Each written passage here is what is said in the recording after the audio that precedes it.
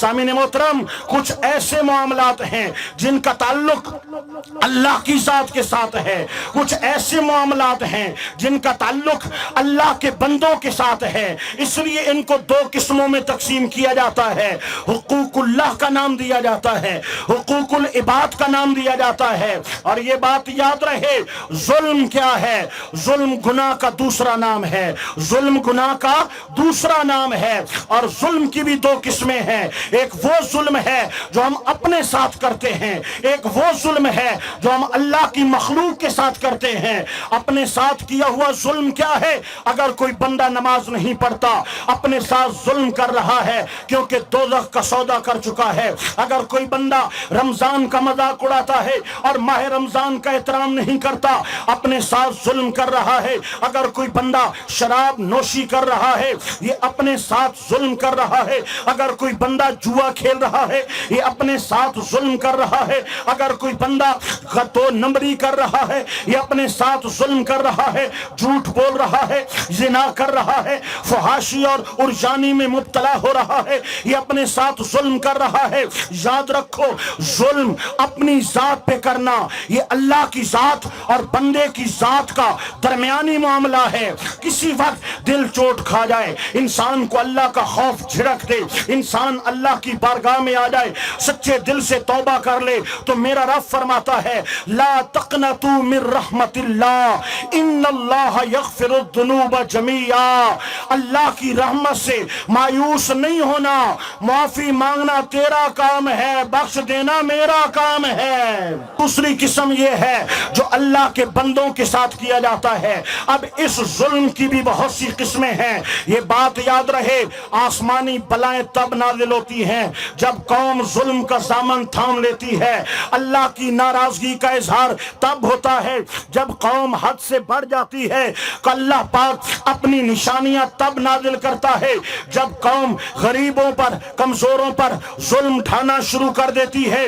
آج ہم میں سے ہر بندہ جس کا جہاں بس لگتا ہے وہ ظلم و بربریت کی داستان گرم کر رہا ہے۔ لوگوں، اگر آج آندھیاں چل رہی ہیں، اگر آج ہماری فصلیں اجڑ رہی ہیں، اگر آج بے موسمی بارشیں رکنے کا نام نہیں لیتی، ہماری فصلوں میں تباہی بربادی پھیلتی ہے، اگر آج ٹڈی دل آ کر کے ہماری فصلوں کو اجاڑ دیا کرتی ہے، اگر آج زلزلے آ رہے ہیں، اگر آج کرونا وائرس کی صورت کے اندر پوری دنیا کو لپیٹ میں لینے والا ایک عذاب نازل ہو رہا ہے، کوئی کہتے ہیں یہ موسمیاتی تبدیلی ہے، کوئی کہتے ہیں یہ چائنا کی سازش ہے، کوئی کہتا ہے امریکہ کی سازش ہے، یہ اسرائیل کی سازش ہے۔ ارے کسی کی سازش ہو نہ ہو، یہ بات جان لو، یہ ہمارے کرتوتوں کی سزا ہے، یہ ہمارے برے اعمال کی سزا ہے۔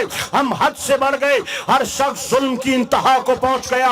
وہ امریکہ، وہ یورپین ممالک جنہوں نے مسلمانوں کو گاجر اور مولیوں کی طرح کاٹا، جانتے ہو ہمارے برما کے مسلمانوں کے اندر لاکھوں لوگوں کو کاٹا گیا اور شہید کیا گیا، لاکھوں کو معذور کر دیا گیا، زندہ انسانوں کو جلایا گیا۔ بوسنیا کے اندر ان ظالموں نے جو ظلم بپا کیا وہ بیان کرنے کے قابل نہیں ہے۔ چچینیا کے اندر اب تک ظلم و بربریت کا بازار گرم ہے، شام اب بھی جل رہا ہے، اور عراق کی وادیوں اور عراق کی بستیوں سے آج بھی دھوئیں کے بادل اٹھ رہے ہیں۔ ارے کشمیر تو ہمارے پڑوس میں کھڑا ہے، وہاں کی ماں بہنوں کی صدائیں آج بھی ہمارے کانوں کو، ہمارے دلوں کو پھاڑ رہی ہے۔ یہ ایک ظلم کے خلاف ظالموں کے لیے اللہ نے عذاب نازل کیا ہے۔ پھر ہم سوچتے ہیں ہم نے تو کسی پہ ظلم نہیں کیا، ہم نے ظلم نہیں کیا، ہم نے ظالم کا ساتھ دیا ہے۔ کشمیری لٹتے رہے، ہماری زبانیں گنگ ہیں، برما میں جلتے رہے،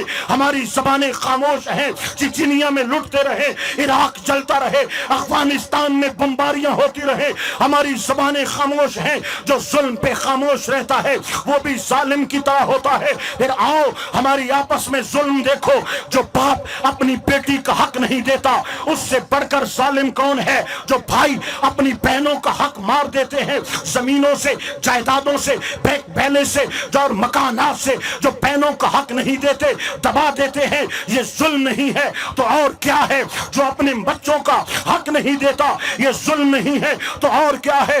دو بھائی ہیں، ایک فوت ہو جاتا ہے، اس کے بچے یتیم ہو جاتے ہیں، دوسرا طاقتور بھائی یتیموں کا حق کھا جاتا ہے، کاروبار پہ قبضہ کر جاتا ہے، زمینیں دبا جاتا ہے، یہ ظلم نہیں ہے تو اور کیا ہو رہا ہے؟ ارے لوگوں، میں سلام پیش کروں گا ان ڈاکٹروں کو، محکمہ صحت کے ان عہدیداروں کو جنہوں نے مریضوں کے لیے اپنی جان کی بالی لگا دی ہے، جنہوں نے اپنی جان کو مشکلات کے اندر ڈال کر انسانیت کی خدمت کو مقدم جانا ہے، لیکن انہی میں سے وہ گندے کیڑے بھی ہیں جنہوں نے کرونا جیسی بیماری پر بھی خدا کی طرف رجوع نہیں کیا، ان کے دل اور سخت ہو گئے۔ ارے یہاں پر تو اگر کسی کو بیماری آ جائے 1000 والی چیز 1 لاکھ میں بیچی جاتی ہے۔ ارے کون ہے، کہاں ہے جس نے ظلم نہیں کیا؟ بازار میں بیٹھے ہوئے، ہاسپٹل میں بیٹھے ہوئے ڈاکٹر تک، ہاں ایک لیبارٹری کے اندر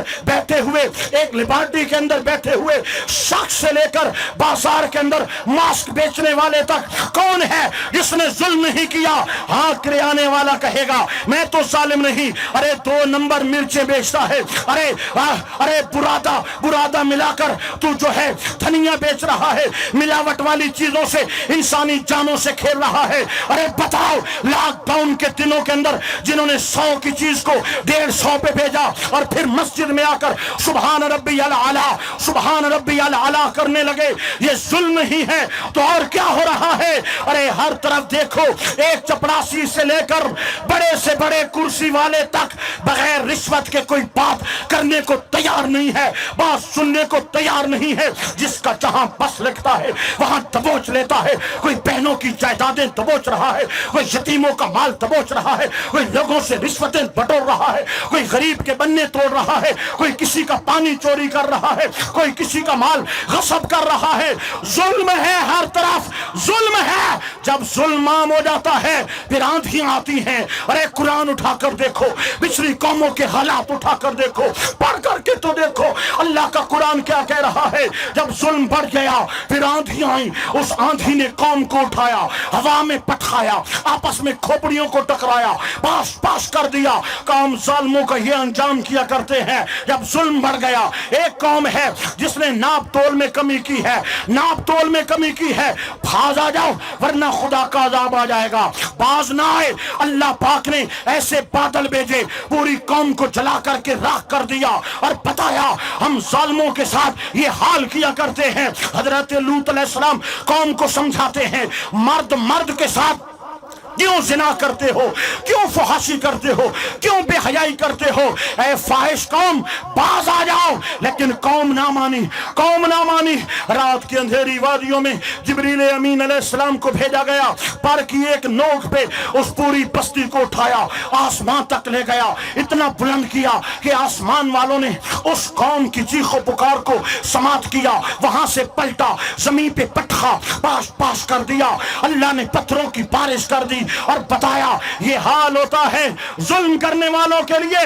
ارے میں کس قوم کا حوالہ دوں، کس گناہ کی بات کروں؟ اگر اس قوم نے زنا کیا تو زنا آج بھی عام ہے، اگر کوئی پچھلی قوم فاحش تھی تو آج بھی فحاشی عام ہے۔ موبائل فون نے، انٹرنیٹ نے، سوشل میڈیا نے ہمارے نوجوان کی کمر توڑ کے رکھ دی ہے، حیا کے جنازے نکل چکے ہیں، شرم و حیا نام کی چیز باقی نہیں رہی، ہماری بچیاں باغی ہو چکی ہیں، بچیوں کے سروں سے دوپٹے اتر چکے ہیں، آنکھوں میں حیا ختم ہو چکا ہے۔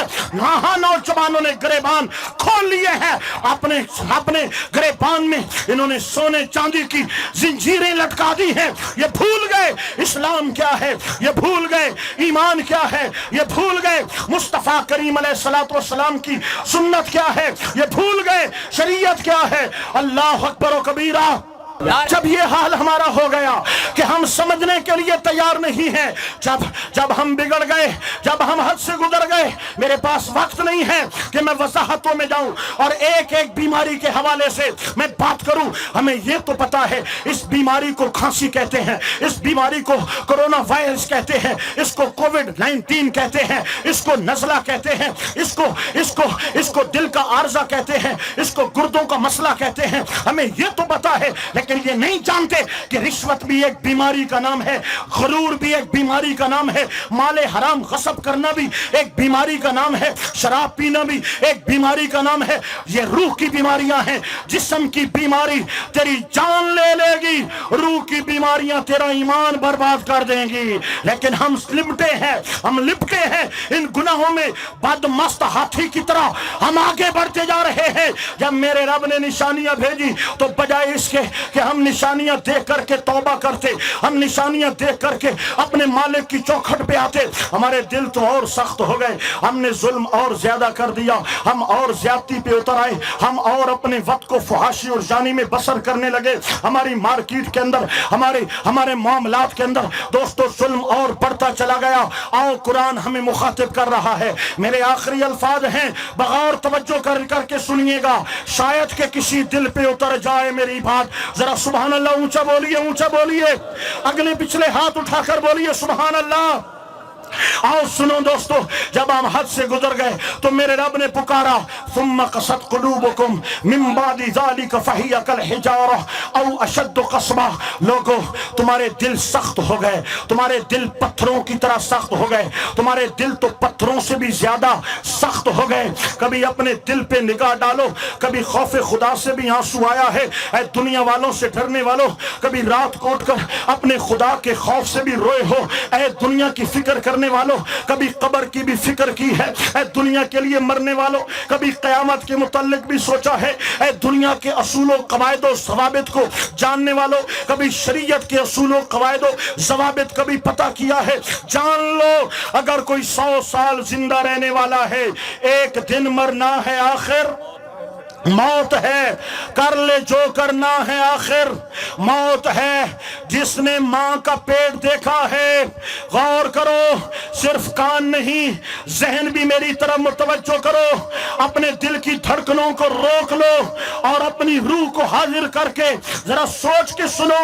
جس نے ماں کا پیٹ دیکھا ہے اس نے قبر کا پیٹ دیکھنا ہے۔ جس نے سانسوں کی مالا لی ہے اس کی مالا ایک دن ٹوٹنے والی ہے۔ جس نے زمین کے اوپر پاؤں رکھا ہے وہ ایک دن زمین کے نیچے جانے والا ہے۔ موت کا وقت اٹل ہے، پورا ہو جائے تو ماں کی گود میں دم ٹوٹ جاتا ہے۔ لڑکپن ہو یا بچپن ہو، جوانی ہو یا شباب ہو، وقت پورا ہو جائے تو پھول جیسے چہرے ماں سے بچھڑ جاتے ہیں اور باپ کی گودیں اجڑ جاتی ہیں۔ جب وقت پورا ہو جائے موت موت موت آ کر رہتی ہے۔